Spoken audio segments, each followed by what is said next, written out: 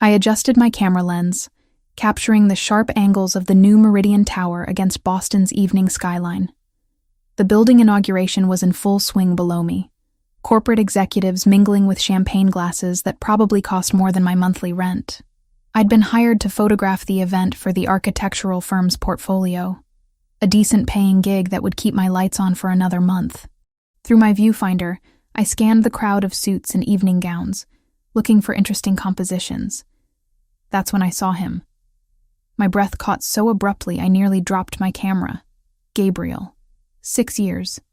6 years since New York. Since that photography festival where I'd met a man who'd consumed every rational thought in my head for one perfect night. He'd told me his name was Michael Rossi. We'd talked about art and ambition until 3 a.m, then stumbled back to my hotel room where he'd made me forget my own name. When I woke up, he was gone. No note, no number. Nothing but rumpled sheets and the fading scent of his cologne. 3 weeks later, I'd stared at 2 pink lines on a pregnancy test, hands shaking so badly I could barely hold it. But there he stood, impossibly real, talking with a group of investors near the building's entrance. Same dark hair, same commanding presence that made everyone around him seem smaller somehow. He wore a charcoal suit that fit him like it had been sewn directly onto his body, probably because it had been. The scar through his left eyebrow was new. So was the hardness in his expression. I lowered my camera, my heart hammering against my ribs. Maybe he wouldn't notice me. The venue was packed. I was just another hired photographer, invisible in black pants and a simple blouse. His head turned. Our eyes met across 50 feet of expensive marble flooring. Recognition flashed across his face, followed immediately by something I couldn't identify. Surprise? Calculation? His jaw tightened, and he said something to the man beside him, never breaking eye contact with me. I spun away, focusing my lens on a sculpture near the entrance like it was the most fascinating thing I'd ever seen. My hands were trembling. This was bad. This was so incredibly bad.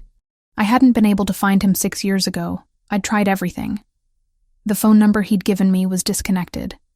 Michael Rossi didn't exist in any database I could access. I'd eventually accepted that he'd lied about everything, that I'd been stupid and naive and would raise my daughter alone.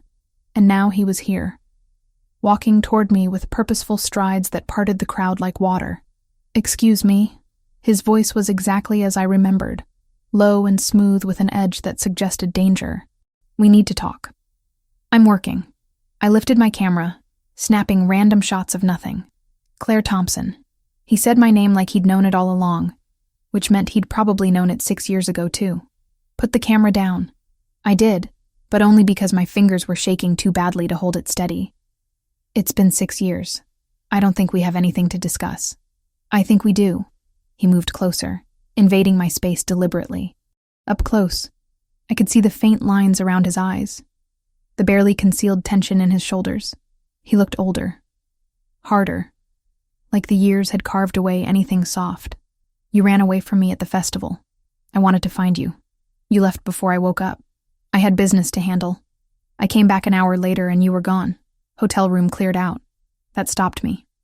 I'd left at dawn, unable to bear waking up alone with the shame of being abandoned. You came back?" "Of course I did." His eyes, dark brown and intense, searched my face. "I've thought about you. Often." The admission sent heat through my chest that I absolutely could not afford to feel. "Well, congratulations on your real estate ventures or whatever this is.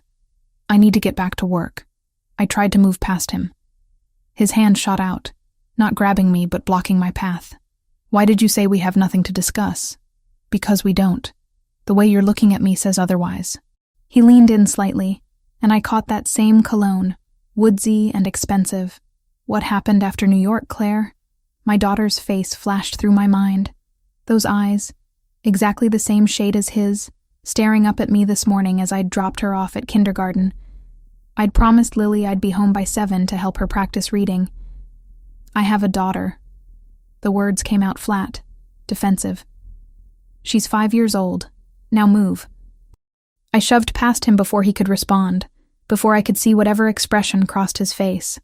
My legs carried me toward the exit on autopilot, my camera bag banging against my hip. I'd gotten enough shots. They'd have to be good enough. Behind me, I heard him bark something at someone, the word now carrying absolute authority. But I was already out the door, gulp of October air hitting my face like a slap. I made it to my car, a 10-year-old Toyota that coughed before starting, and pulled out of the parking garage with my hands still shaking on the wheel. That night, I couldn't eat. Lily chatted about her day at school, showing me the drawing she'd made of our apartment building, and I smiled and praised her while my mind spun in circles. He was in Boston. Gabriel, or Michael, or whoever he really was. Those investors had deferred to him like he owned the building. Maybe he did. After I tucked Lily into bed, I sat on my threadbare couch and pulled up the event information on my phone. Meridian Tower. Primary investor, Brunarelli Holdings. I typed the name into a search engine and immediately wished I hadn't. Gabriel Brunarelli, 34 years old, CEO of Brunarelli Holdings, which owned half the commercial real estate in Boston's waterfront district. His official biography was sparse, professional, revealing nothing personal, but the images told a different story. There he was, at charity galas, always alone or with business associates, never smiling. There he was cutting ribbons at building openings, shaking hands with the mayor. And there, buried in a 3-year-old local news article about organized crime investigations, was a single line that made my blood turn cold. Gabriel Brunarelli, alleged head of the Brunarelli crime family, declined to comment. My phone buzzed in my hand. Unknown number. Hello. I need to see you again. His voice, unmistakable. How did you get this number? That's not important. We need to finish our conversation. No, we really don't. I stood up, pacing my tiny living room. I told you what you needed to know. I have a daughter. That's it. That's the end of the conversation. Claire, something in his tone made me stop moving. I'm very good at math. If your daughter is 5 years old, and we met 6 years ago, that means... I hung up. My entire body was shaking now. Lily's bedroom door was closed, her nightlight casting a soft glow underneath. She was safe, asleep, completely unaware that her father had just done the math. The phone rang again. I turned it off, but I knew, standing there in my apartment with its peeling paint and secondhand furniture, that turning off my phone wouldn't make Gabriel Brunarelli go away. Men like him didn't just go away. They got what they wanted, and now he wanted answers about a daughter he didn't know he had. 2 days of silence. 2 days where I jumped at every unexpected sound, checked the peephole before opening my apartment door, and walked Lily to school, scanning every parked car on the street. Nothing. Maybe Gabriel had decided to leave it alone. Maybe alleged crime bosses had better things to do than chase down one-night stands from 6 years ago. I should have known better. Tuesday afternoon, I was editing photos on my laptop when someone knocked on my door. Not a normal knock. 3 sharp raps that carried authority. Through the peephole, I saw him. Gabriel Brunarelli, standing in my hallway like he belonged there, wearing another immaculate suit. Behind him stood a man built like a tank, expression professionally blank. I'm not opening this door, I called through it. Then I'll keep knocking. Your neighbors will start asking questions. His voice was calm, matter of fact. We both know you don't want that. My hand hovered over the deadbolt. He was right, and he knew it. Mrs. Chen across the hall was already suspicious of every visitor I had. I clicked the lock and opened the door 6 inches. The chain still engaged.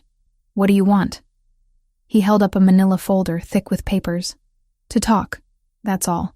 How did you find where I live? Does it matter? Something flickered in his eyes that might have been regret. I need to see her, Claire. I need to see my daughter. You don't know that she's yours, don't I? He shifted his weight, and I caught sight of the other man adjusting his jacket in a way that suggested a weapon underneath. Let me in, please. That last word, softened with something almost vulnerable, made me slide the chain free. I opened the door but blocked the entrance with my body. Just you, not him. Gabriel glanced at his companion. Wait in the car, Paolo. The man hesitated, jaw tightening, but nodded and headed toward the stairwell. Gabriel stepped inside my apartment, and suddenly, my small living space felt microscopic. He dominated it without trying. his presence making my secondhand furniture look even shabbier. I crossed my arms. "You've got 5 minutes." He set the folder on my coffee table, then straightened and looked at me directly. "I had you investigated. I'm not apologizing for it. I needed to know." Fury blazed through me. "You had no right." "I had every right." His voice hardened. "Claire Thompson, 29 years old, freelance photographer, specializing in architectural work. You live alone with your daughter Lily, age 5, who attends Riverside Elementary.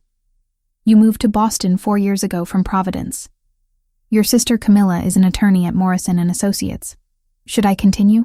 Get out. You tried to find me." He tapped the folder. "Text messages sent to a disconnected number. Searches for Michael Rossi in New York databases. You kept trying for 3 months after the festival. That stopped my anger cold. You read my messages? Every single one." His expression softened fractionally. "You told me you were pregnant. You asked me to call. You said you weren't asking for anything except a conversation." My throat tightened. Those desperate messages, sent to nowhere, screaming into a void. The name you gave me was fake. It was necessary at the time. I was handling business that required anonymity. He moved closer, and I forced myself not to retreat. If I had known Claire, if I had received even one of those messages, I would have been there. But you didn't know. And I raised her alone, so you can take your investigation and leave. I want to see her. Not a request. A statement of intent. Absolutely not. I'm her father. You're a stranger who spent one night with me 6 years ago using a fake name. My hands clenched into fists. You think I'm going to let some man I barely know anywhere near my daughter? Especially after finding out you're allegedly running a crime family? His jaw tightened. That article was conjecture. I've never been charged with anything. That's not a denial. No, he agreed quietly. It's not. At least he was honest. I grabbed the folder and opened it, needing something to do with my hands.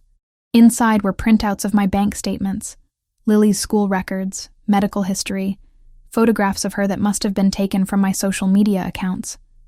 My stomach churned. He'd invaded every aspect of our lives. Then I saw the medical documents clipped together at the back. DNA testing information, collection procedures, chain of custody protocols, laboratory specifications. What is this? A paternity test. He pulled a small kit from his jacket pocket. Simple cheek swab. Results in 24 hours. Then we'll both know for certain. I already know for certain. Then you have nothing to fear from proof. He set the kit on the table beside the folder. I'm not trying to take her from you. I'm asking for the truth. Before I could respond, I heard the apartment door open. My sister's voice carried from the entrance. Claire, I picked up Lily from school like you asked. Traffic was terrible. My heart stopped. Gabriel's head snapped toward the sound, his entire body going rigid. Lily bounded into the living room, backpack bouncing, her dark curls escaping from their ponytail. Mommy, we made clay animals today and I made a horse, and Miss Sarah said it was really good and... She skidded to a halt, seeing Gabriel. Those eyes, deep brown and bright with intelligence, locked onto him with undisguised curiosity. Camilla appeared behind her, one hand on Lily's shoulder. My sister took one look at Gabriel, and I watched her lawyer instincts activate. Who are you? But Gabriel wasn't looking at Camilla. He was staring at Lily with an expression I'd never seen on anyone's face. Pure, undiluted shock mixed with something that looked almost like pain. His hand moved unconsciously to his chest, pressing against his sternum like he couldn't breathe.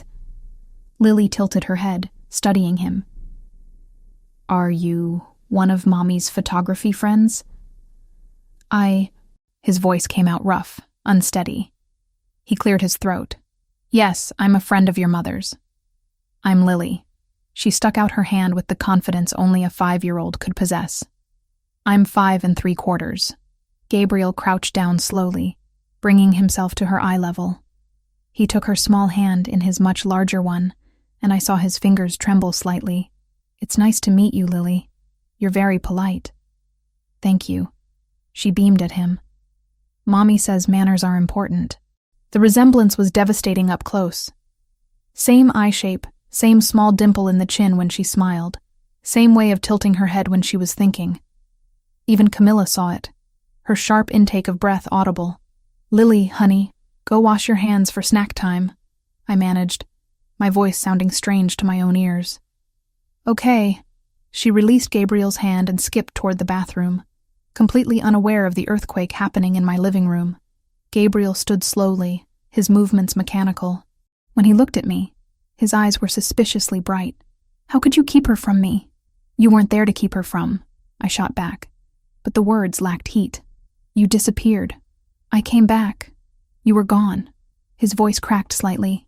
"Claire, she has my eyes. My mother's chin. The way she stands. That's exactly how my sister stood at that age." Camilla stepped forward, positioning herself between us. "I don't know who you are, but I think you should leave. Now." "Camilla, wait." I grabbed my sister's arm. "This is Gabriel Brunarelli. He's Lily's father." My sister's eyes widened fractionally, years of courtroom control keeping her expression neutral. "I see. Does he have proof of that? We're doing a DNA test." Gabriel's voice had regained its steadiness, his control snapping back into place like armor. "With Claire's permission. And if you are her father?" Camilla's lawyer voice was in full effect now. "What exactly are you planning? To be part of her life?" He looked directly at me. "Whatever that takes." Lily emerged from the bathroom, hands still dripping water. "Can Mr. Friend stay for snack? We have apple slices and peanut butter." The absurdity of it almost made me laugh. Here stood Gabriel Brunarelli, alleged crime boss, being offered apple slices by his daughter, who had no idea who he was. "Mr. Friend has to leave," I said gently. "But maybe he'll visit again soon." Gabriel's expression made it clear that maybe wasn't going to be acceptable, but he nodded, reaching into his pocket to pull out a business card. "Call me when you're ready to do the test. The number on this card will actually reach me." I took it, our fingers brushing. That same electric shock from 6 years ago. And if the test confirms what we both already know, then we figure out what comes next. He looked past me to where Lily was climbing onto a kitchen chair. Together. After he left, Camilla made Lily snack while I stood in the living room staring at the DNA kit on my coffee table. 24 hours to confirm what my daughter's face already screamed. 24 hours before my carefully constructed life shattered completely. "You're really going to do it?" Camilla asked quietly. I picked up the kit, feeling its weight in my palm. "I don't have a choice. He knows where we live. He's not going away." My sister sighed. "Then you better get a lawyer, because something tells me Gabriel Brunarelli doesn't do anything halfway." She was right. I called his number that night after Lily fell asleep. He answered on the first ring like he'd been waiting. We scheduled the test for the next morning at a private medical facility he'd arranged. The results came back in 18 hours. 99.9% probability of paternity. Lily Thompson had a father, and I had no idea what happened next. The first 2 weeks of supervised visits felt like walking a tightrope blindfolded. Gabriel arrived every Monday, Wednesday, and Friday at exactly 6 o'clock. Never early, never late. Camilla insisted on being present for the first week, sitting on my worn couch with her lawyer face on, watching every interaction like a hawk. Lily took to him instantly, which somehow made everything worse. She'd show him her drawings, her toy horses, the chapter book she was learning to read. Gabriel would sit cross-legged on my living room floor in his $1,000 suits, listening to her rambling stories with an attention that felt almost desperate. "Why does Mr. Gabriel always wear fancy clothes?" Lily asked me one night after he'd left. "That's just how he dresses for work, honey." "What's his job?" I'd paused, choosing my words carefully. "He helps people with their buildings, makes sure they're safe and nice." Not technically a lie, just spectacularly incomplete. By the end of the second week, I'd relaxed enough to let Camilla sit in the kitchen instead of hovering in the living room. My sister used the time to catch up on case files, while I pretended to edit photographs on my laptop. Really, I was watching them, watching how Gabriel's entire demeanor transformed around Lily. The hard edges smoothed. His shoulders lost their tension. When she laughed, something in his eyes softened in a way that made my chest ache. "He's good with her," Camilla observed quietly one evening after he'd left. "I know. That terrifies you." I closed my laptop. "Shouldn't it? I still don't know who he really is, what he really does." but you're going to find out whether you want to or not." My sister's voice carried the weight of experience. Men like him don't compartmentalize well. Eventually, his world will touch yours. She was right. I just didn't know how soon. Wednesday of the 3rd week, I picked Lily up from school and immediately noticed the black sedan 2 cars behind us.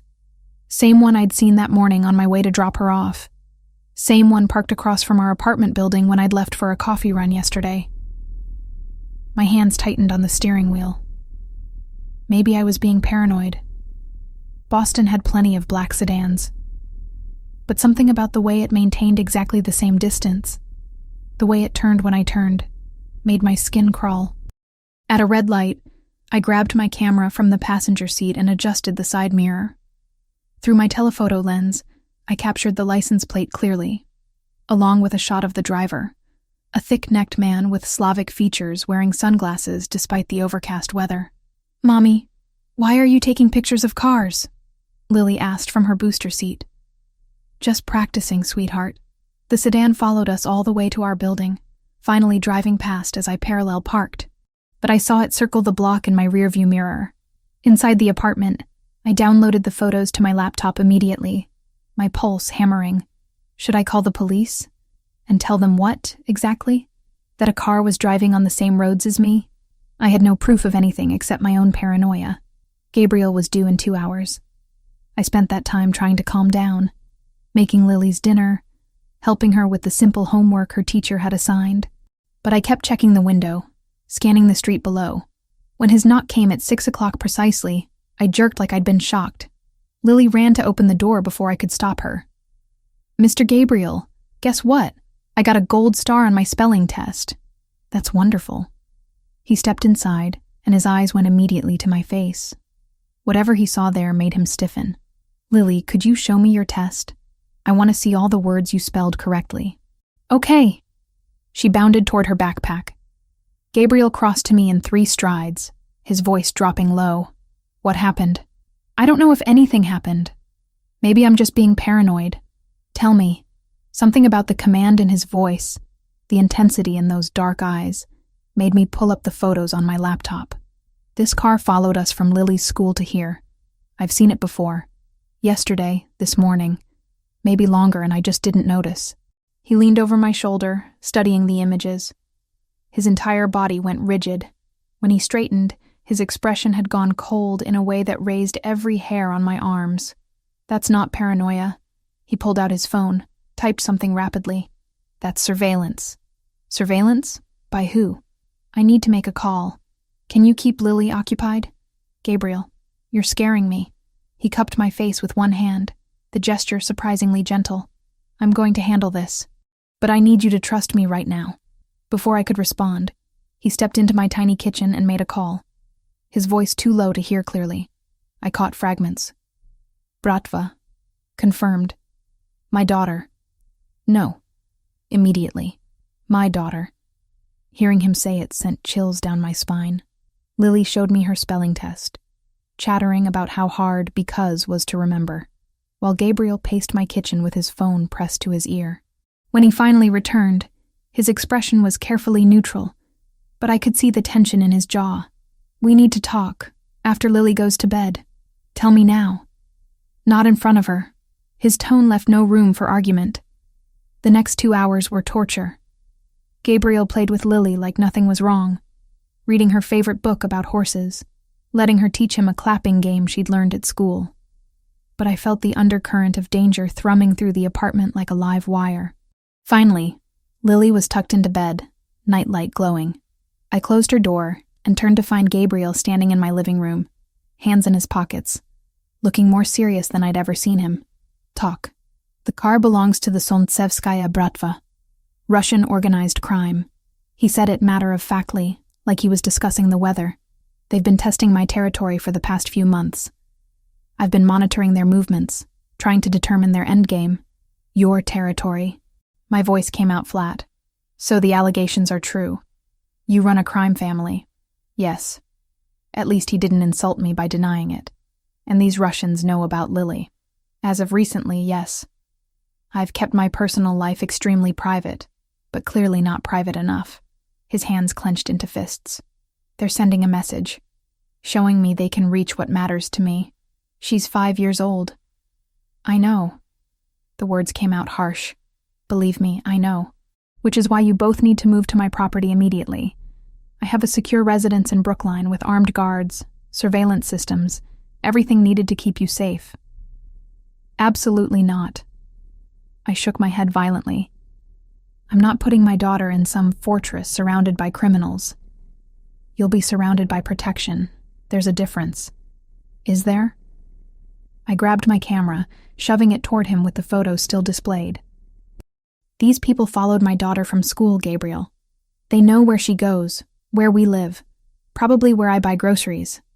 And that's because of you. He flinched like I'd struck him. You think I don't know that?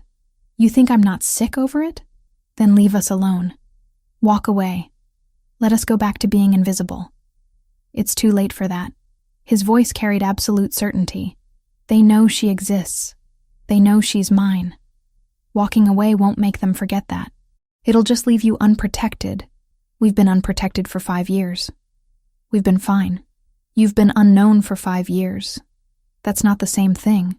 He moved closer, his presence overwhelming in my small space. Claire, please. I'm asking you to trust me. Move to the property temporarily, just until I can neutralize the threat. Neutralize the threat. I laughed without humor. You mean kill people? I mean handle it. He didn't deny the implication, however necessary. And you wonder why I don't want Lily in your world. She's already in my world. The moment those Russians took that photograph of her getting in your car, she became part of this whether you like it or not. His jaw tightened. I can't change that. But I can keep her safe. Please let me keep her safe. I wanted to scream at him, to throw him out, to pack up Lily and run somewhere they'd never find us. But Camilla's voice echoed in my head. Men like him don't compartmentalize well. Eventually, his world will touch yours. It already had. I need to think about it. You have until tomorrow morning. Not a threat, just a statement. After that, I'm assigning security to follow you whether you agree to the move or not. You can't just... Yes, I can. His eyes held mine. I just found out I have a daughter 3 weeks ago. I'm not losing her because you're too stubborn to accept help. He left before I could respond, the door clicking shut with quiet finality. I stood in my empty living room, staring at the photographs on my laptop screen. That sedan, those tinted windows, the man with dead eyes behind sunglasses. My phone rang. Unknown number. Hello? Ms. Thompson. A voice with a thick accent. You have a beautiful daughter. Such pretty dark curls. My blood turned to ice. Who is this? A concerned citizen. Such dangerous times, yes? So many terrible things can happen to little girls. The line went dead. I barely made it to the bathroom before I threw up, hands shaking so violently I could barely grip the edge of the sink. When I could breathe again, I called Gabriel. He answered immediately. What's wrong? Someone just called me. About Lily. They knew what she looked like. I couldn't finish the sentence. I'm on my way. Lock the door. Don't open it for anyone but me. He was there in 12 minutes. I didn't ask how he'd driven across the city that fast. We're moving to your property, I said before he'd fully stepped inside. Tomorrow. First thing. He exhaled slowly, some of the tension leaving his shoulders. You made the right choice. Did I? I wrapped my arms around myself. Or did I just agree to lock my daughter in a golden cage? You agreed to keep her alive. He pulled out his phone. I'll have everything arranged by morning. Pack what you need. Everything else can be replaced. After he left to make preparations, I stood in Lily's doorway watching her sleep. She looked so peaceful, one arm thrown over her stuffed horse, completely unaware that our lives had just changed forever. I'd spent 5 years protecting her from the world. Now I had to trust a man I barely knew to do the same. God help us both. I didn't sleep. How could I? Every creak in the building, every car door slamming outside, every footstep in the hallway sent my heart into my throat. I sat on Lily's floor with my back against her bed, watching shadows move across the ceiling, my phone clutched in one hand. Camilla arrived at 6 in the morning looking like she'd slept about as well as I had. I'd called her after the threat, and she'd immediately shifted into crisis mode. "You're really doing this?" She set 2 coffees on my kitchen counter, eyeing the packed duffel bags by the door. "I don't have a choice." I wrapped my hands around the cup, needing the warmth. "They called me Camilla. They described her." My sister's jaw tightened. "I know, and I hate that I'm about to say this, but Gabriel's right. Moving to a secure location is the smart play here. Since when do you defend him?" "Since someone threatened my niece." She took a long drink of coffee. "Look, I don't like the man's profession any more than you do.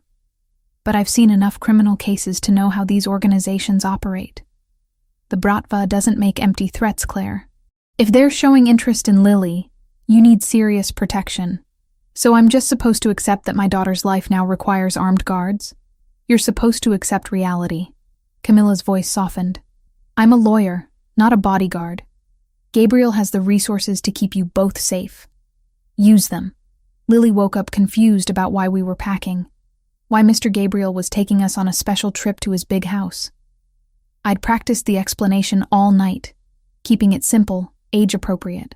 We were going to stay somewhere fun for a little while. She'd have her own room, a huge yard to play in, and Daddy would be there. That last word had slipped out without permission, but Lily's face had lit up so brightly that I couldn't take it back. Gabriel arrived at 7:30 in a black SUV with tinted windows. Paolo drove.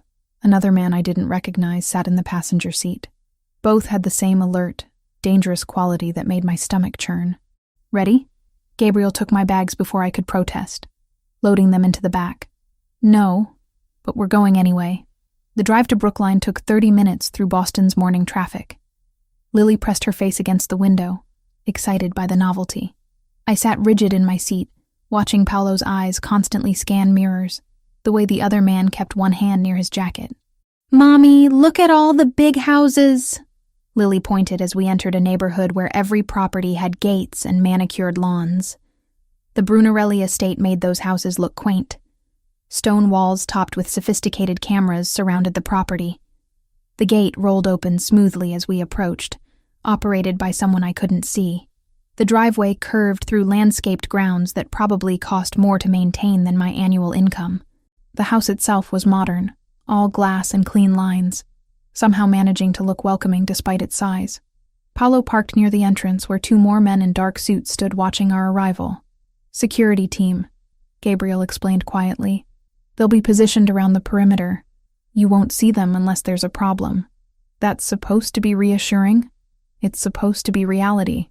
Inside, the house was even more overwhelming. Marble floors, contemporary art on walls that stretched up 2 stories, furniture that looked like it belonged in a design magazine. Lily's eyes went wide as planets. "Is this a museum?" she whispered. "It's a house." Gabriel crouched to her level. "Your house, for as long as you're here. Want to see your room?" He led us upstairs to a bedroom that was bigger than our entire apartment.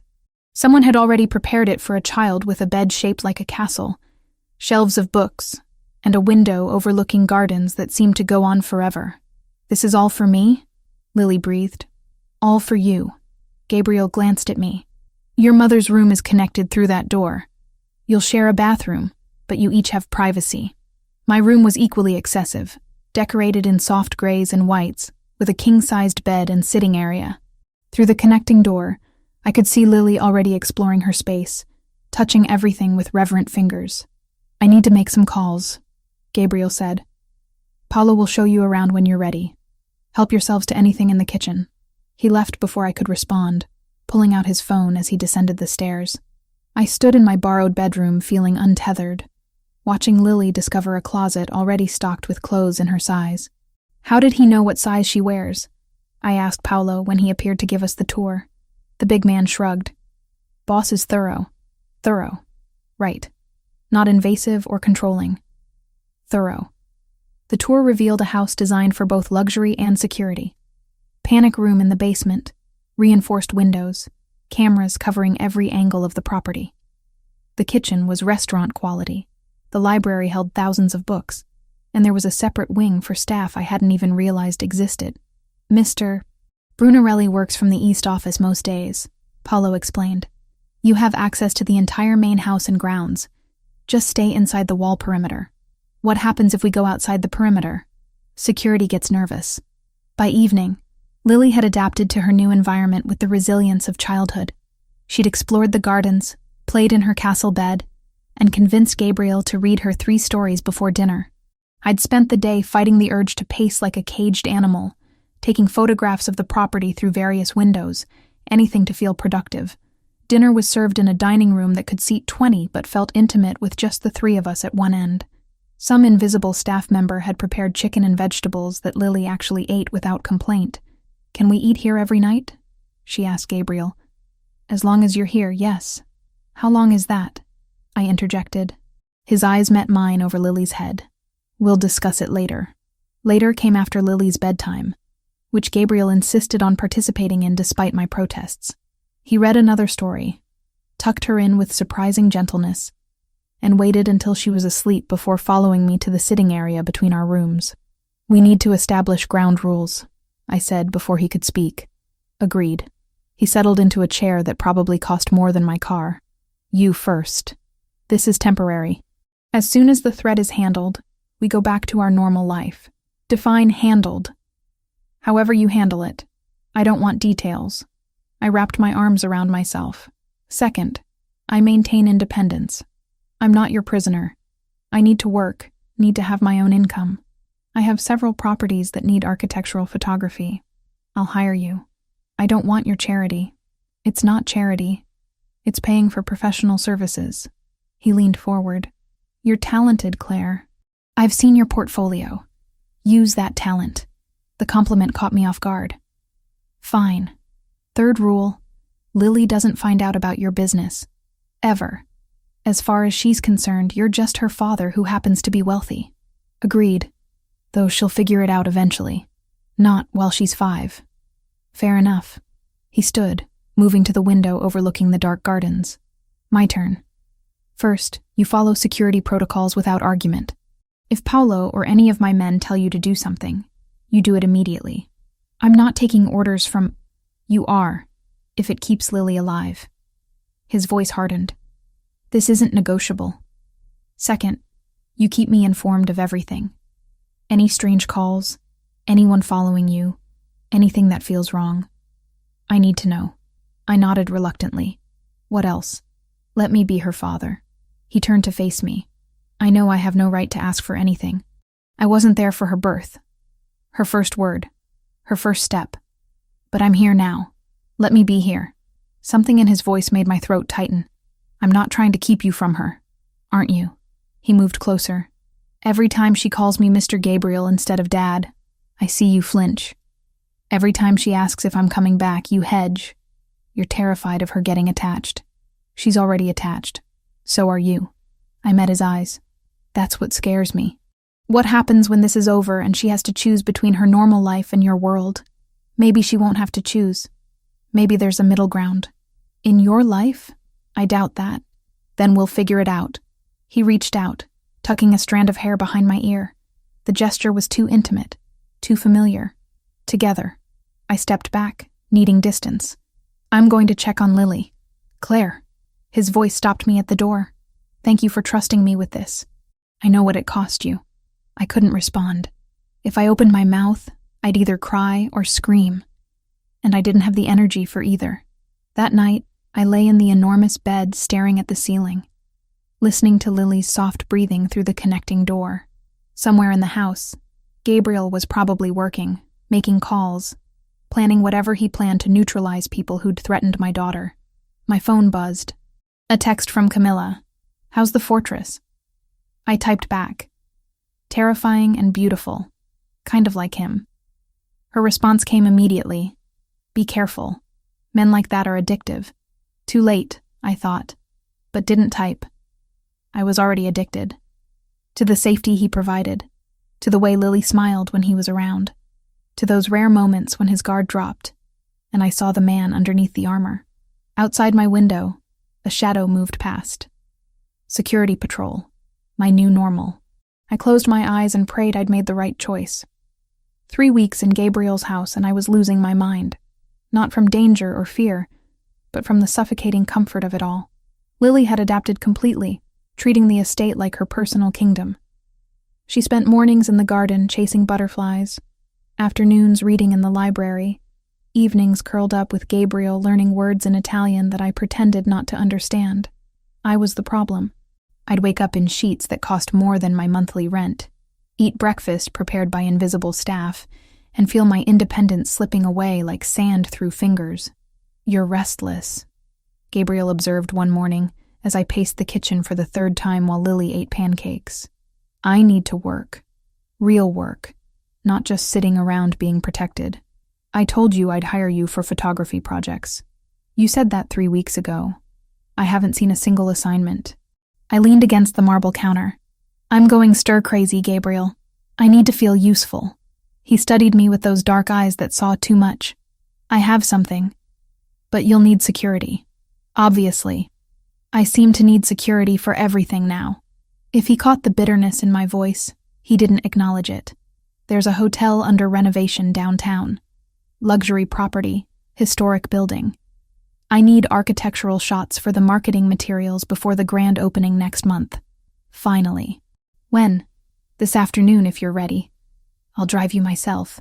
The hotel was in Boston's Back Bay, a Gilded Age building being restored to its former glory. Paolo followed in a separate car, maintaining distance but never out of sight. Gabriel led me through the construction site, pointing out details, explaining his vision for the space. "You actually care about this," I said, photographing an ornate ceiling medallion being restored by craftsmen. "Why wouldn't I?" "I don't know. I guess I thought your legitimate businesses were just fronts." "Some are. This one isn't." He watched me adjust my camera settings. "My grandfather was a stone mason. Built half the churches in Sicily before he came here. I grew up understanding that buildings outlive the people who create them. They matter." It was the most personal thing he'd shared since I'd moved in. I lowered my camera. "Is that why you went into real estate? Family legacy?" "Partly. Also because commercial property can't be easily traced or seized. It's stable in ways other enterprises aren't." He caught himself. "Sorry. You said you didn't want details about the business." "That's not detail about crime. That's just good financial planning." His mouth quirked in something almost like a smile. "See? We can talk about my world without you running away."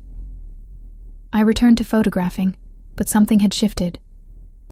The hotel was stunning. All soaring ceilings and intricate woodwork. Gabriel moved through it like he belonged, occasionally stopping to inspect work, exchange words with the foreman. He was good at this. The legitimate businessman role. I could almost forget the armed guards outside, the reasons we were here. We worked through the afternoon, moving from room to room. Gabriel carried my equipment, held reflectors when I needed them, stayed quiet when I was composing shots. It felt normal, almost like a date. "Getting hungry?" he asked around 5 o'clock. "Starving, actually. There's a restaurant 3 blocks from here. Best carbonara outside of Rome. Is it safe?" His expression darkened slightly. "I own the building. Security is already positioned. But if you'd rather go back..." "No." The word came out too quickly. "No, I'd like that. To eat somewhere that isn't your dining room." The restaurant was intimate, exposed brick and dim lighting, mostly empty in the early evening. Gabriel had reserved a corner table with clear sightlines to all exits. I noticed but didn't comment. "Lily would love this place," I said, studying the menu. "She's been asking about trying new foods. We could bring her, maybe Sunday dinner. You want to take a 5-year-old to your expensive restaurant?" "I want to take my daughter wherever she wants to go." He set down his menu. "Is that strange?" "No, it's sweet." I paused. "She asked me yesterday when she could call you Dad." "Not Mr. Gabriel. Just Dad." Something flickered across his face, vulnerable and raw. "What did you tell her?" I said whenever she felt ready. I met his eyes. "I won't keep that from her. Whatever else I'm scared of, I won't keep you from being her father. Thank you." His voice had gone rough. "You don't know what that means." Dinner arrived, and we ate mostly in comfortable silence. I caught myself watching him, the way his hands moved, the rare moments when his expression softened. This was dangerous territory. I was supposed to be maintaining emotional distance, protecting myself and Lily from getting too entangled in his complicated world. Instead, I was sitting across from him at a romantic restaurant, feeling more relaxed than I had in months. "Tell me about your photography," he said over wine. "When did you start?" "High school. My mom bought me a cheap digital camera for my birthday. I started taking pictures of buildings because they didn't move or complain." I smiled at the memory. People said I had an eye for it. Architecture programs recruited me for college. "Why didn't you go?" "Got pregnant instead." I said it without bitterness. Community college while working part-time, then freelancing once Lily was old enough for school. Not the glamorous artist life I'd imagined, but it's mine. It's impressive. He leaned back, studying me. Raising a child alone, building a career, staying independent. Most people would have given up. Giving up wasn't an option. Lily needed me. She's lucky to have you as her mother. The compliment settled warm in my chest. You're good with her too. Better than I expected. Expected me to be terrible. Expected you to be distant. Uncomfortable. Men in your position don't usually prioritize family. Men in my position usually don't find out they have a 5-year-old daughter. His expression grew serious. I meant what I said before. I want to be part of her life. Permanently. Define permanently. However you'll let me. Weekends, holidays, summers when she's older. I want her to know me, Claire. Really know me. The legitimate businessman or the crime boss? Both, eventually. He reached across the table, his fingers brushing mine. I know you don't want her exposed to that world. I'll protect her from it as long as possible. But she's a Brunarelli. One day she'll need to understand what that means. I should have pulled my hand away. Should have reinforced the boundaries I'd been trying to maintain. Instead, I let his fingers curl around mine, the contact sending electricity up my arm. I'm scared, I admitted quietly, of her getting hurt, of you getting hurt, of this becoming permanent and then falling apart. What if it doesn't fall apart? Men like you don't do happily ever after, Gabriel. Maybe I want to try. His thumb traced circles on my palm. Maybe having a daughter changes priorities. Or maybe you just feel obligated. Is that what you think? He stood abruptly, pulling me up with him. Come on. Where? Somewhere we can talk without an audience. He led me back to the hotel, up a service elevator to the unfinished penthouse suite. The space was empty, except for drop cloths and construction equipment, floor-to-ceiling windows overlooking Boston's skyline as the sun set. I've been thinking about that night in New York, he said, standing close enough that I could feel his body heat, wondering if you remembered it the way I did. Gabriel, let me finish. His hand cupped my face, thumb brushing my cheekbone. I've spent 6 years trying to forget you. The way you laughed, the way you saw the world through your camera, the way you looked at me like I was just a man instead of a name with a reputation. I couldn't forget. I tried. My heart hammered against my ribs. That was one night. It was enough to create Lily. Enough to change both our lives. He leaned closer, his breath warm against my lips. Tell me you don't feel this. Tell me I'm alone in wanting more than co-parenting arrangements. I couldn't. God help me, I couldn't lie. This is a terrible idea. Probably. We barely know each other. I know you take your coffee with too much cream. I know you hum when you're editing photographs. I know you'd die to protect Lily, and that you're terrified of needing anyone. His other hand settled on my waist. I know enough. When he kissed me, it felt like falling and flying simultaneously. 6 years melted away and it was New York again. That hotel room where nothing existed except us.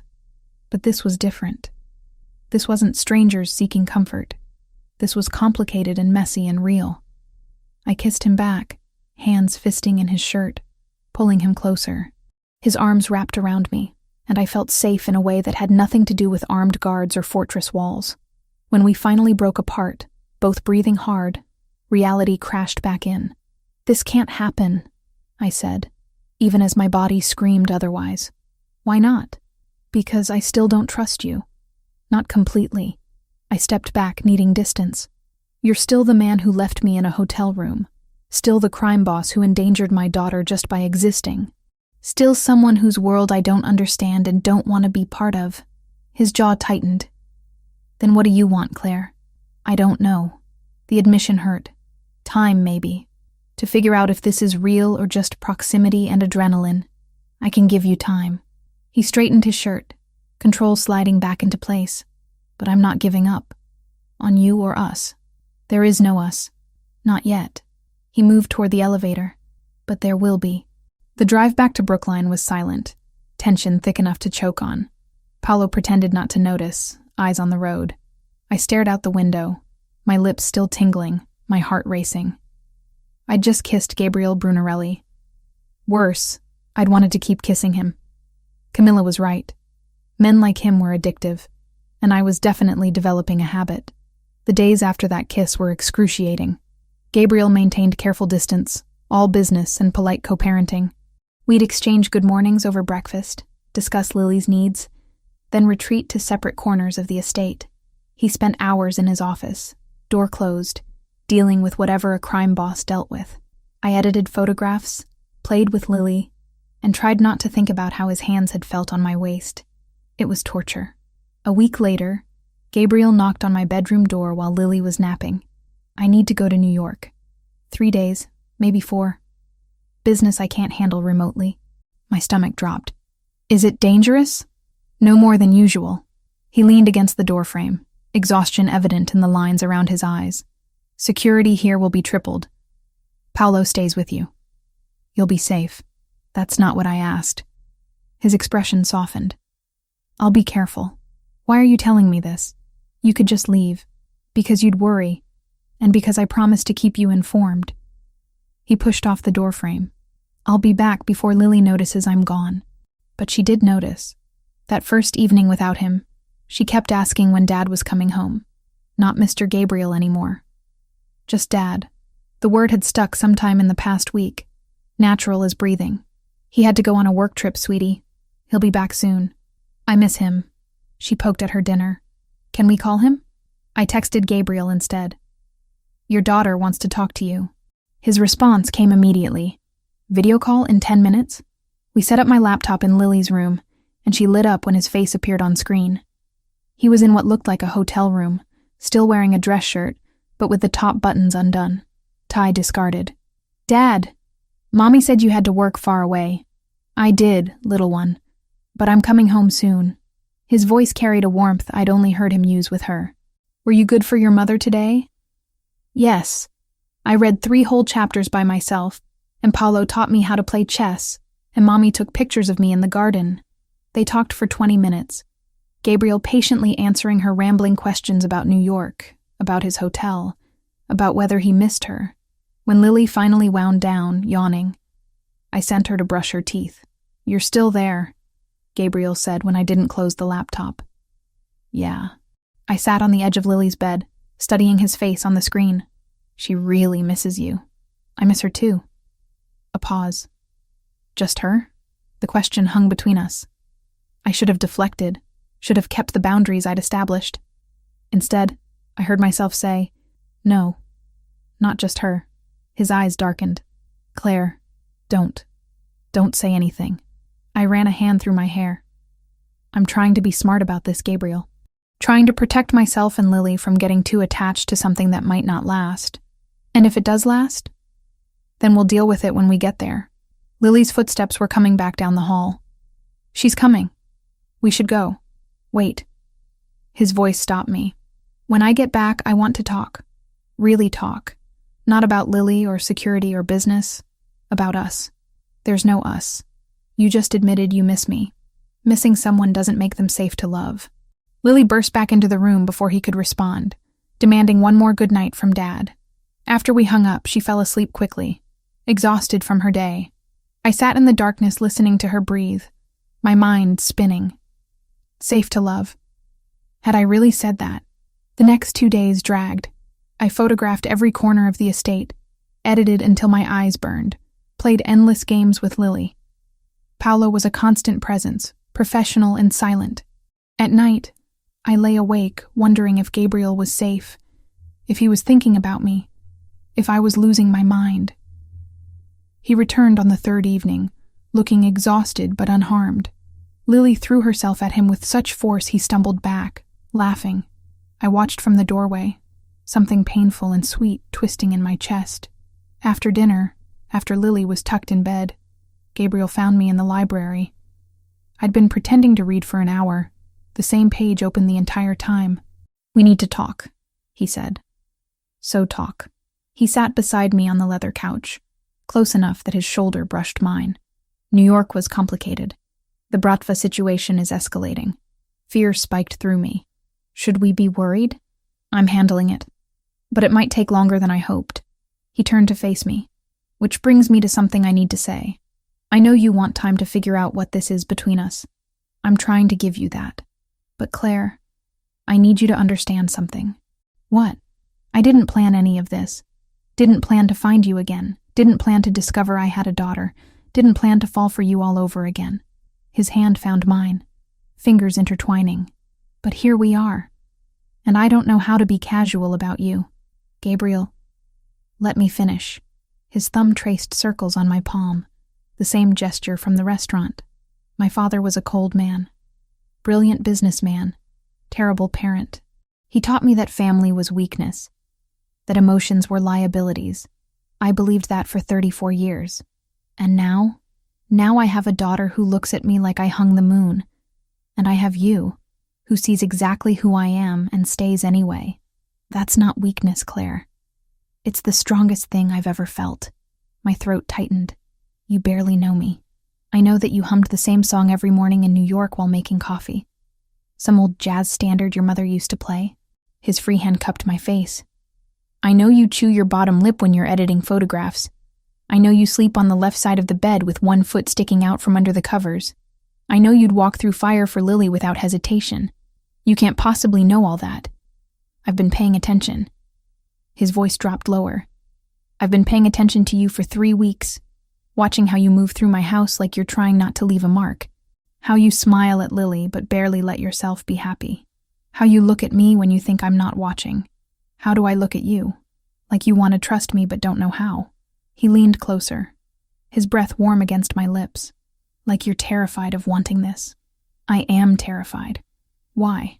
Because my father left when I was 7. Because every man I've ever trusted has disappointed me. Because you're a crime boss whose world could swallow us whole. The words tumbled out faster than I could stop them.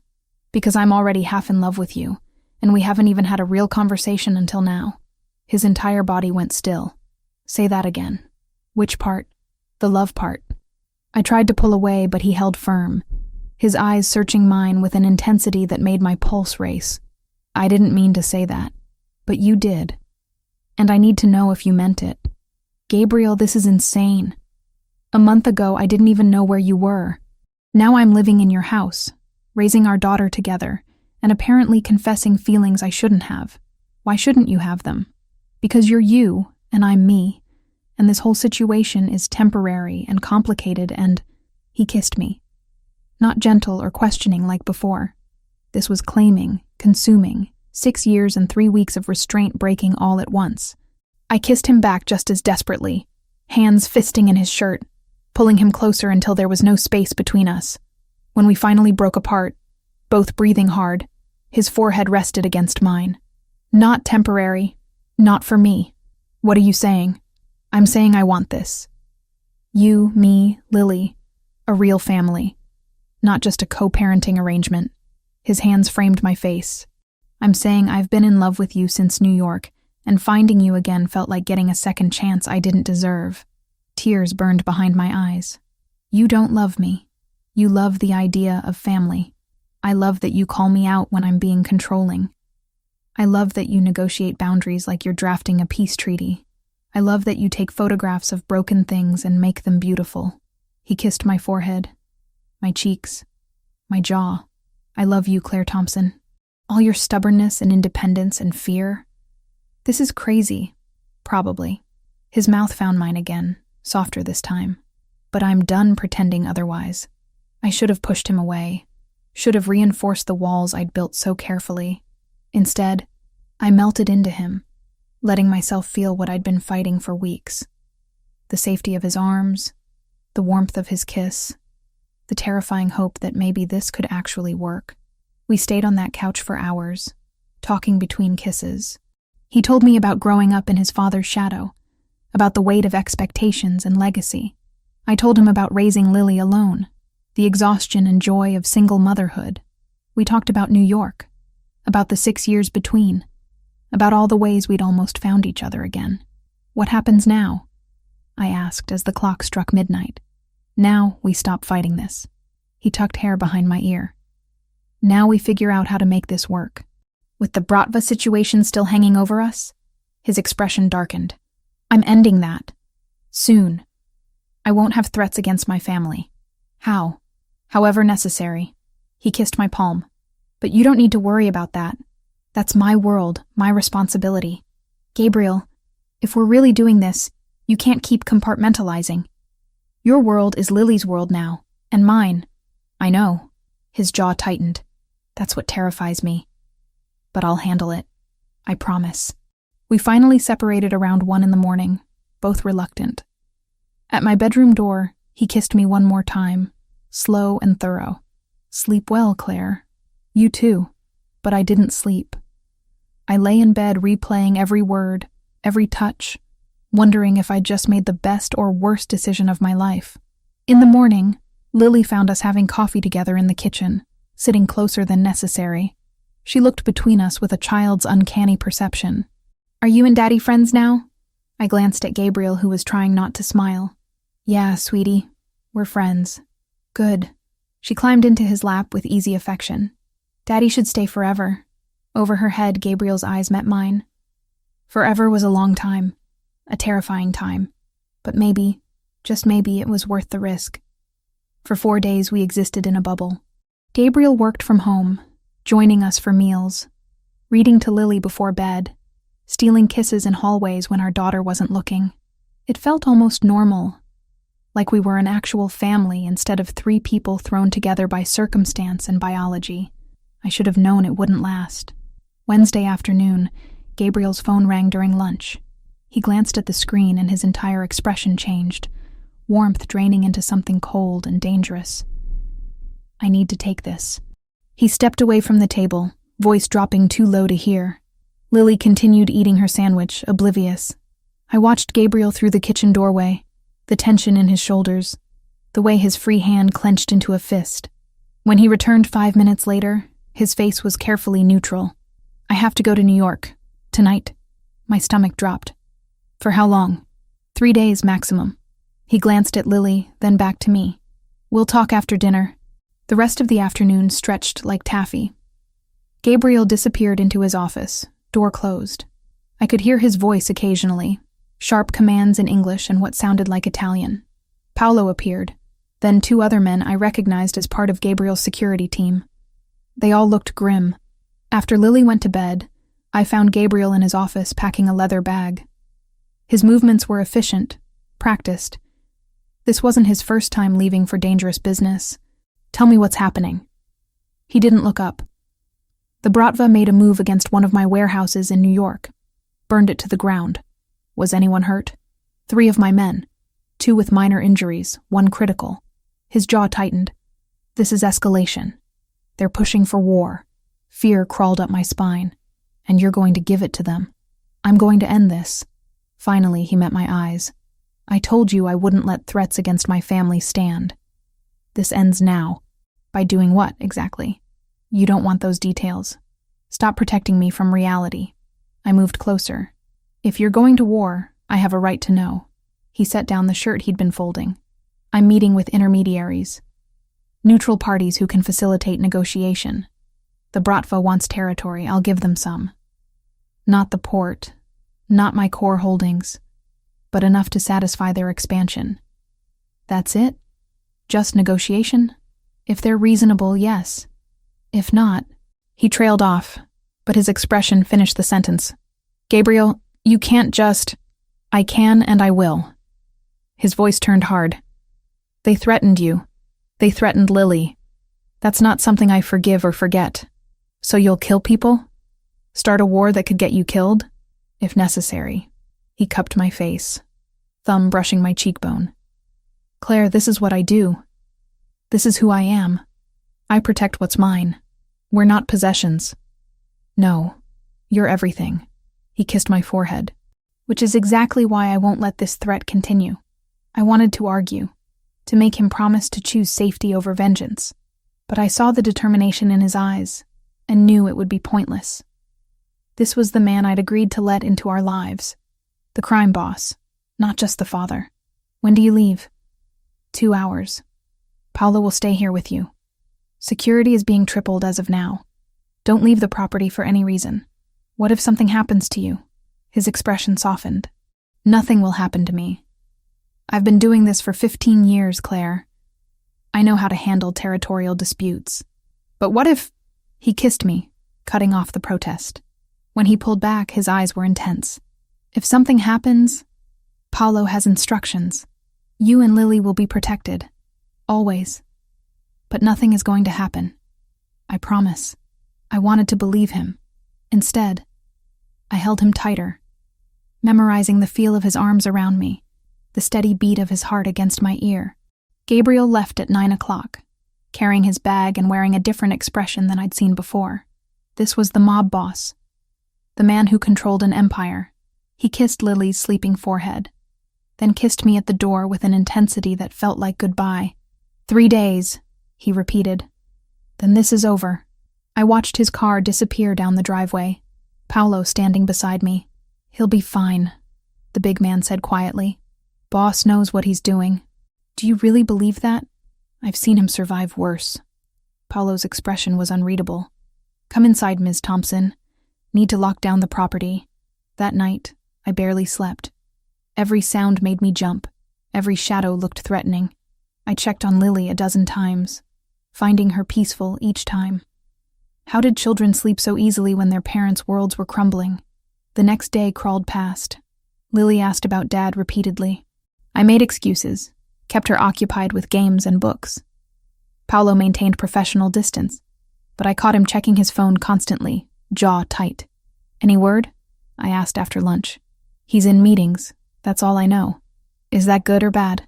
It's normal, but Paolo's expression suggested otherwise. That night, Lily and I had just finished dinner when every light in the house went out. Complete darkness, sudden and absolute. Lily whimpered and I grabbed her immediately, pulling her close. Paolo? My voice cracked. Stay where you are. His voice came from somewhere to my left. Don't move. Then I heard it. Gunfire. Not close, but unmistakable. Pop, pop, pop in rapid succession, followed by shouting. Basement now. Paolo's hand found my arm in the darkness. Move. I ran blind, trusting him.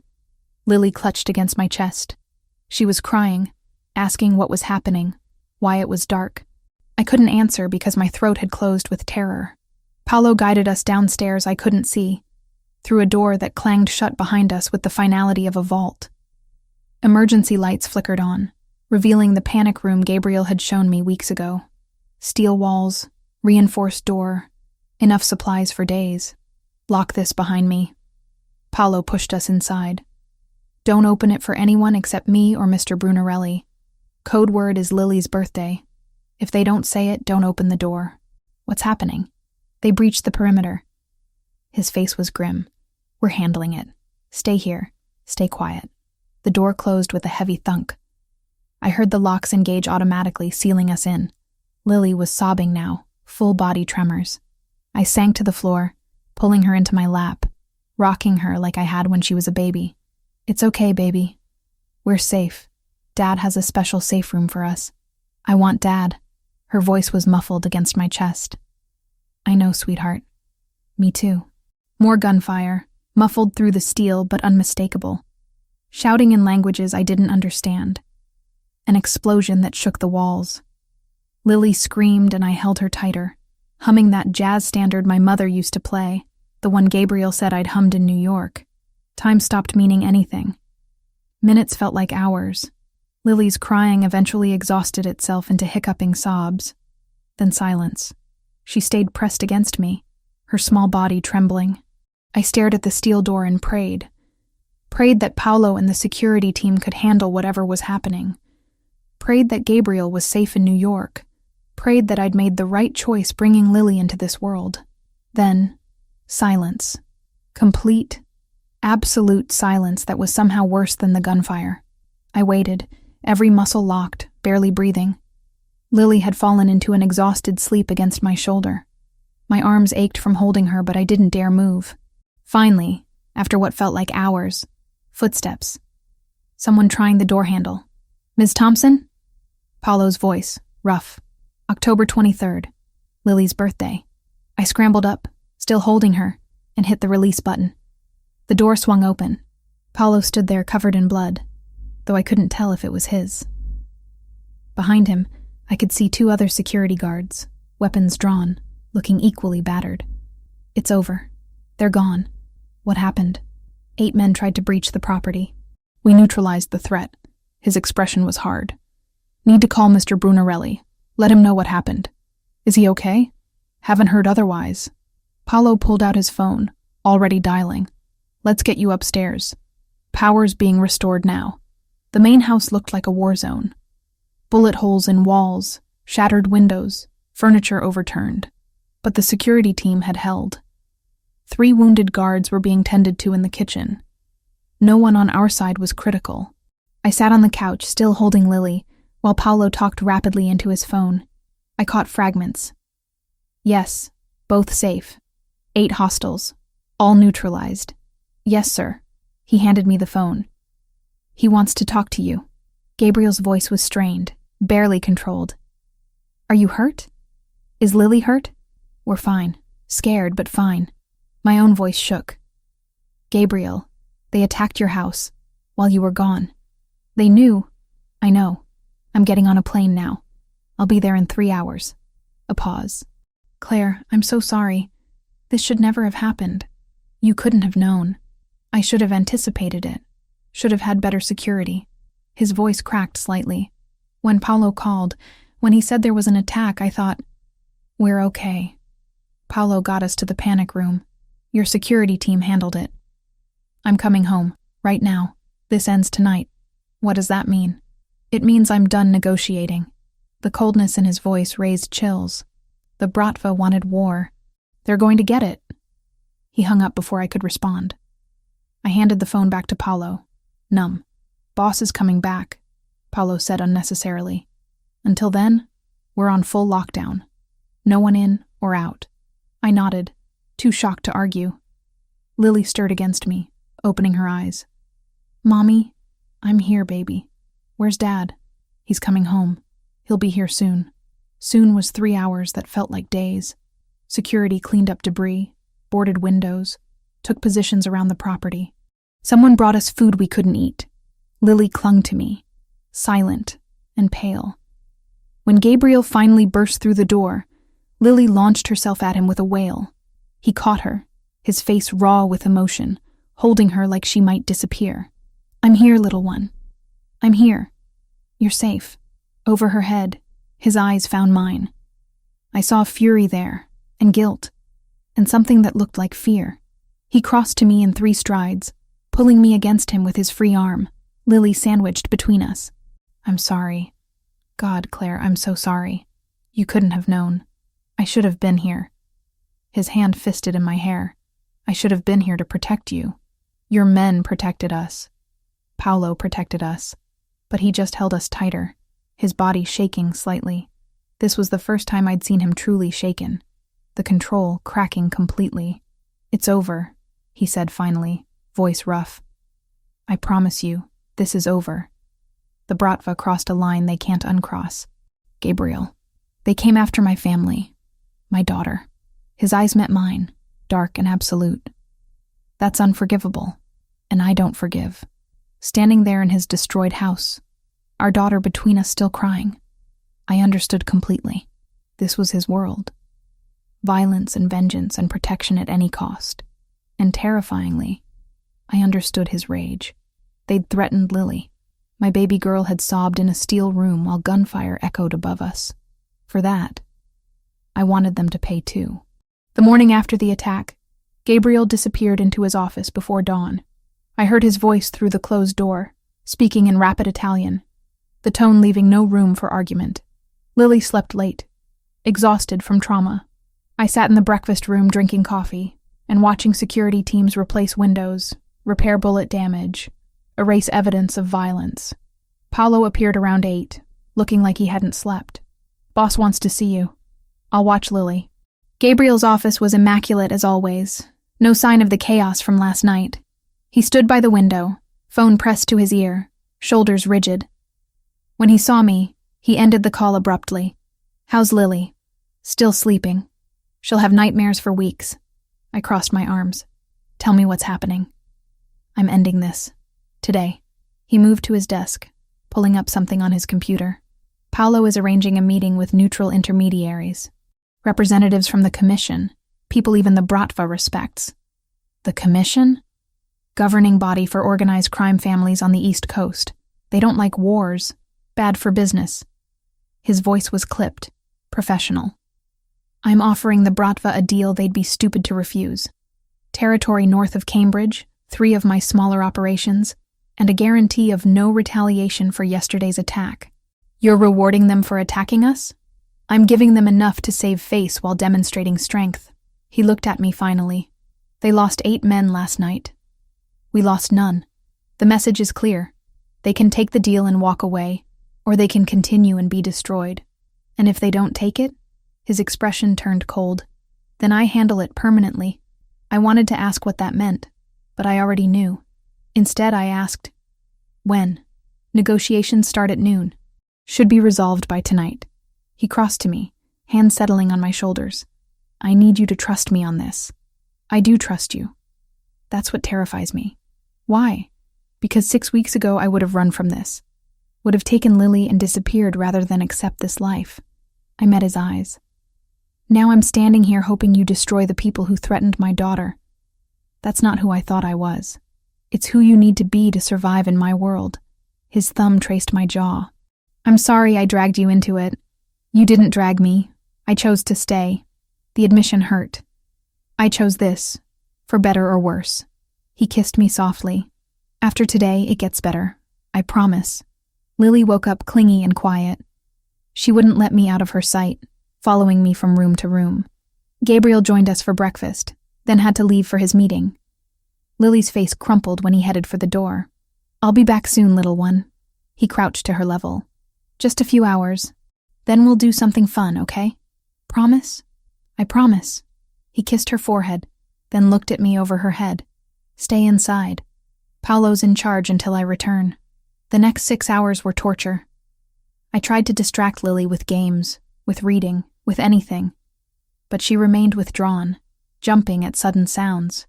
Around 3 o'clock, she finally fell asleep on the couch, exhausted from fear. Paolo's phone rang at 4. He answered, listened, then nodded. Understood. "Well." I couldn't keep the tremor from my voice. "They took the deal. Meeting with the Commission sealed it. Territory exchange happens next week, but the war is over." His expression remained neutral. "Boss will be home in an hour." Relief made my knees weak. "It's really over?" "Agreement's been signed by all parties. Bratva backs off completely. Boss gets peace. Win for everyone." When Gabriel finally walked through the door, I saw the exhaustion carved into his face. But when Lily woke up and ran to him, he smiled, swinging her up like nothing had happened. "See? I told you I'd be back." That night, after Lily was asleep, we sat on the terrace overlooking the gardens. Someone had brought wine. Gabriel held my hand, thumb tracing circles on my palm. 2 weeks. He said quietly, "Give me 2 weeks to ensure the agreement holds, to transfer the territories, to lock everything down. Then we talk about what comes next." "What do you want to come next?" He turned to face me fully. "I want you to stay. Not because of threats or fear, but because you choose to. I want Lily to grow up here, safe and loved. I want to build something real with you. Gabriel, let me finish." His hand cupped my face. "I know my world is dangerous. I know it's not what you wanted for Lily. But I can give you both things too. Safety, stability, a future. I can be the father she deserves and the partner you need. You're asking me to marry you. Not yet. But soon. His eyes held mine. First, I need to know if you can actually live with who I am. Not just tolerate it, but accept it. Could I? 2 months ago, the answer would have been no. Now, watching him with Lily, seeing how hard he fought to protect us, I wasn't sure anymore. Ask me again in 2 weeks, I said finally. Those 2 weeks passed in a strange calm. Gabriel spent days in meetings, transitioning territories to the Bratva, reinforcing agreements. Paolo reported that the Russians were holding up their end, backing off completely. Slowly, security at the estate decreased to normal levels. Windows were replaced, bullet holes patched. Evidence of violence disappeared. Lily returned to herself gradually, the nightmares decreasing. Gabriel was there every morning and evening, patient and present. We fell into rhythms that felt almost domestic. Breakfast together, Lily's homeschool lessons, photography projects in the afternoon, family dinners, bedtime stories. I opened my studio in Cambridge 6 weeks after the attack. A small space with good light, funded by Gabriel, but entirely mine. Clients started coming, actual paying work that had nothing to do with his properties. My independence, reclaimed. 2 months after the Bratva agreement, Gabriel took me to dinner without Lily. Camilla watched her, giving me a knowing look as I left. The restaurant was the same one from before, intimate and quiet. But this time, there was no tension, no uncertainty. Just us. You said to ask again, Gabriel said over dessert. It's been longer than 2 weeks. My heart hammered. Ask what? He pulled a small box from his jacket. Claire Thompson. You're stubborn and independent, and you call me out when I'm being an ass. You're an incredible mother and a talented artist. You walked into my world without flinching and made it better just by being in it. He opened the box, revealing a ring that was elegant without being ostentatious. Will you marry me? I should have been surprised. Should have asked for more time. Instead, I heard myself say, yes. His entire face transformed, relief and joy mixing. He slid the ring onto my finger, then pulled me across the table to kiss me, probably scandalizing the other diners. I didn't care. We married 7 months later in the estate gardens, small ceremony with just family and close friends. Lily was the flower girl, taking her job incredibly seriously. Camilla cried, which she denied later. Paolo smiled, which was possibly more shocking. I kept Thompson professionally, but became Brunarelli legally. Lily officially had Gabriel's last name, which made her unbearably proud. My studio thrived. Gabriel gradually shifted more operations to Paolo, focusing on legitimate businesses. The danger never completely disappeared, but it became manageable. Background noise rather than immediate threat. One afternoon, about a year after we married, I was editing photographs while Lily practiced reading in the garden. Gabriel came up behind me, arms wrapping around my waist. What are you working on? The Riverside project. That historic building restoration downtown. I leaned back against him. Should be done by next week. You're brilliant at this. You know that? You're biased. Doesn't make it less true. He kissed my neck. Lily wants to know if we can get a dog. A dog? Apparently all her friends have them. I said we'd discuss it as a family. I turned in his arms. You're really asking my opinion instead of just buying her a puppy? I'm learning. His smile was self-deprecating. Took almost 2 years, but I'm learning. Get the dog. She'll be thrilled. We stood there watching Lily through the window. Our daughter laughing at something in her book. She was 7 now, confident and bright. Fluent in both English and Italian. She knew her father was powerful, that people treated him differently, but she was sheltered from the worst of it, allowed to be a child. Do you ever regret it? Gabriel asked quietly, saying yes. I thought about that night at the building inauguration. The shock of seeing him again. The DNA test, the threats, the attack. Moving into this house, falling in love despite every logical reason not to. Building a life in a world I never wanted to be part of. No, I said honestly. It's not the life I planned, but it's the life I choose. Even with all the complications, especially with the complications. I kissed him softly. You gave me a family, Gabriel. Not just you, but this whole strange, dangerous, loving family. That's worth everything. 3 years ago, I'd tried to find a man who'd disappeared from a hotel room. I'd spent 6 years raising our daughter alone, convinced I was better off that way. I'd been wrong. Sometimes the mistakes we make lead us exactly where we're supposed to be. Sometimes the dangerous choice is the right one. Sometimes love means accepting the whole person, shadows and all. Gabriel Brunarelli was a crime boss, a father, a husband. He was complicated and dangerous, and fiercely protective. He was mine, and I was his. That night, after Lily was asleep, we sat on the terrace with wine and stars. Gabriel's arm around my shoulders, my head on his chest, listening to his heartbeat. "Thank you," he said quietly. "For what?" "For giving me a second chance. For trusting me with Lily. For building this life with me." His hand tightened on my shoulder. "For loving me despite everything. You make it sound like a sacrifice, isn't it?" I thought about my answer carefully. Loving you isn't a sacrifice. It's a choice. One I make every single day. I tilted my head to look at him. "And I'll keep choosing you. For as long as you'll have me. Forever then." He kissed my forehead. "Because I'm never letting you go." Forever was a long time. A complicated time. But as I sat there in Gabriel's arms, our daughter sleeping safely inside, I realized I wasn't afraid anymore. This was my life. Our life. Built on impossible circumstances and dangerous choices, and stubborn love that refused to give up. 6 years ago, a photographer met a stranger at a festival. 9 months later, a daughter was born. And years after that, against all odds, they became a family. Not perfect, not easy, but real. And that was enough.